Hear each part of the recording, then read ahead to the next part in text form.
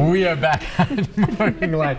Thanks for joining us this morning, talking about combating addiction. Not a funny topic, but one that these people deal with, and the success stories make them smile. They're with The Next Door, which is a group here. It's been, as you said, was it over a decade here in Nashville. They're over on Charlotte across from Red Cross, and they help women dealing with addiction issues. And I appreciate you all coming on. It's great you guys do this, okay? Because no one gets rich helping people get over addiction. You're doing this out of the goodness of your heart, though I know you get paid, but it must be very satisfying when you see yourself helping these folks. It is. Which is a big deal. It's really important we have groups like The Next Door. Let's go to Wendy. Wendy, good morning. Hi, Wendy. Hi, good morning. Good morning, ladies. Good morning. I watch you every morning when I get my kids to school. Oh, well, thank you very much. Yes. I heard one of the ladies say something about addiction starting with some ladies with C-sections. I had 2 C-sections within 20 months, and that started my addiction on narco. And then when my youngest baby was 9 months old, I broke both bones in my ankle all at one time. Oh, no.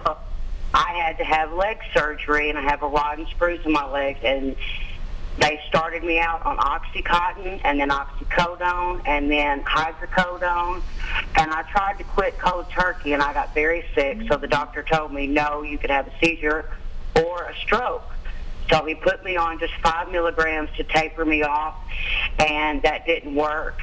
I went through detox 4 times. That didn't work. I had to do it on my own. I had to pray a lot. I did a lot of praying. And I did it on my own, and I've been clean for 6 years from pills. Wow. What a great story.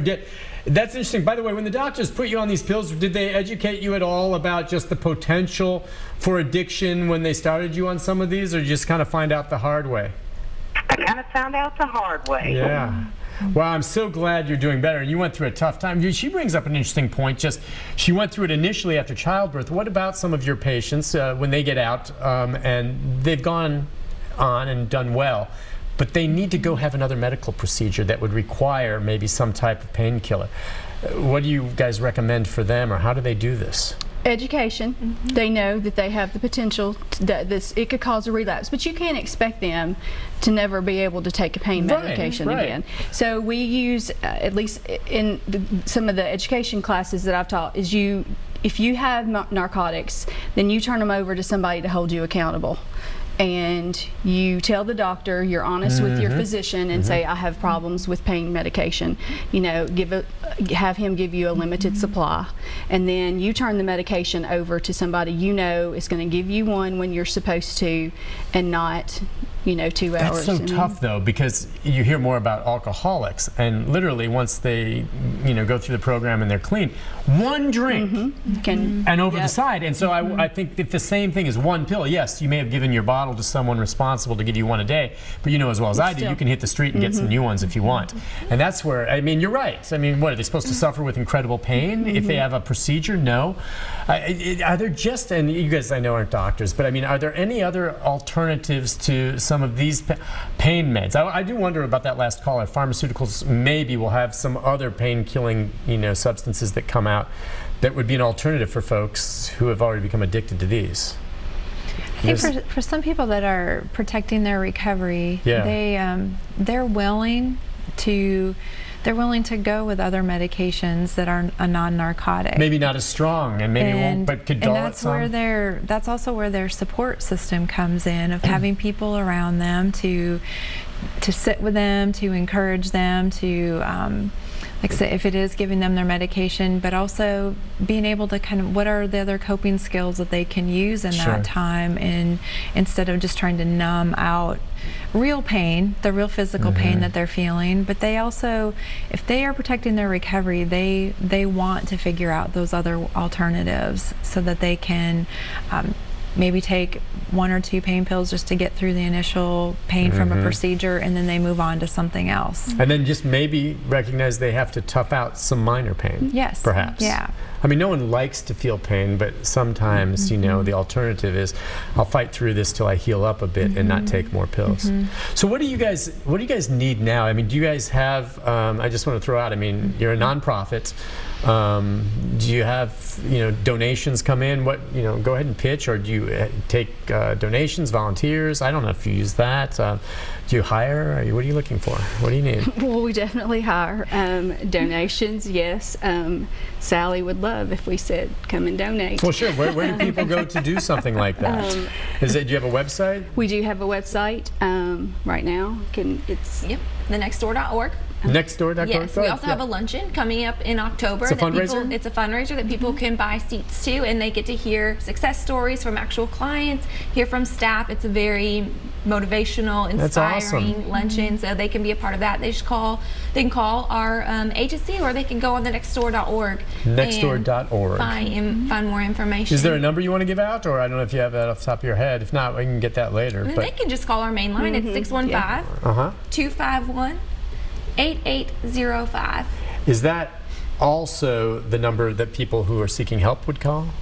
They could call that, or they can call, I believe it's 1-800-TND-HOPE. Hope, yes. 1-800-TND-HOPE. TND-HOPE. Okay, so you have a phone bank there or whatever. I mean, is that ringing every day? Yes, it does. Pretty consistently. Really? Every day, like today, when you go back, there will be calls coming in. Oh, yes, sir. From individuals. And is it mostly people calling just to get a feel for it, or you get some people that are calling saying, I need help right now, or? A little bit of both. They wanted the information, and then they say, it's time, and I need to make a decision now. And usually its time is after they've hit rock bottom, been arrested, what? All of the above. Yes. Rock bottom, arrested. Sometimes they're calling from a hospital, or they've gone to detox, or so the hospitals know about you? Will they be able to refer them? I mean, you're getting referrals, right? Yes. From a lot of hospitals. Doctors, hospitals. I don't know if some, I mean, do the courts, can the courts refer someone? Yes, they absolutely. Yes. Can they order court order? Yeah, so you'll get some of that. We have some clients who are furloughed from the prison and come finish their sentence at the next door. Okay, and so to get them clean before they're going to be released from, that's awesome. So now, and those clients are clients, hopefully, I guess, as we said, where they're coming to you, they're not in a prison setting or anything like that, but most of them are, if they just choose to leave, can. But the ones sent to you, typically, if they're on furlough, need to stay there, or they recognize they're going to spend a lot more time in jail. Right. They are free to leave, but then they will have the consequences of whatever their exactly. But legal consequences. How often does someone just say, I can't handle this and walk out?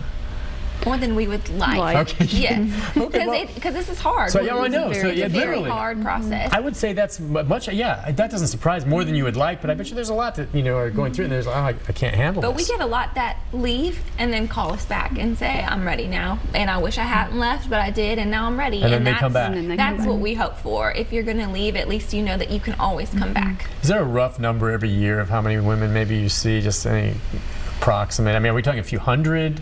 So over 1,000 a year? I don't know. I mean, to come through the program, any idea? I think right we're up to, I really don't, maybe. But I mean, is it ballpark? I mean, is it like 10 at a time in there, or you have, through a year, will you see over 100 patients? I don't know. During a year? Oh, absolutely. I was going to say, I just want to give a ballpark feel for how big a deal it is. We can have 50 women in our residential program. Okay. And with that too, we also treat pregnant women and have the ability to detox pregnant women. So that is one of the things that makes, I think it makes the Next Door special in the community, that we will accept those women that are pregnant, and they. That's another part of it we didn't even talk about. Guys, thanks for coming on. You did a great job. Thank you for coming on. Keep up the good work. Next Door is awesome. Appreciate it. Take a break. Programming note right after this. Stay with us. Thanks, guys. If you guys ever want us to